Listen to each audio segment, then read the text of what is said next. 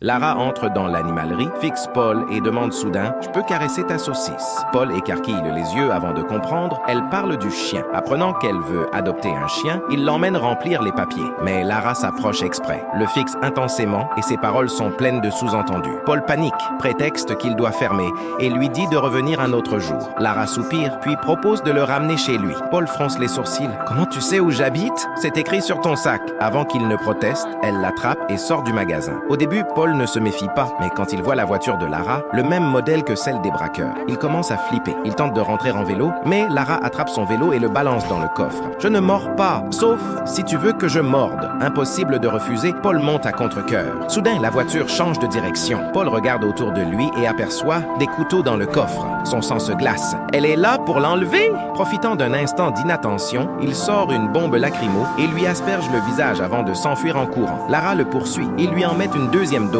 Pourquoi tu fais ça? Tu voulais me kidnapper. Si c'était vrai, t'aurais juste à siffler pour qu'on t'aide. J'ai pas de sifflet. Et t'as une bombe lacrymo. Par contre, Paul hésite. Il commence à douter. Il l'aide à se rincer les yeux et découvre que Lara voulait juste sortir avec lui. Il reste bouche bée. Lara sourit. Je te trouve sexy. Paul est aux anges. Mais reporte le rendez-vous au lendemain. Il n'a jamais eu de rencard et veut être prêt. Ce qu'il ignore, c'est que Lara ne l'a pas approché par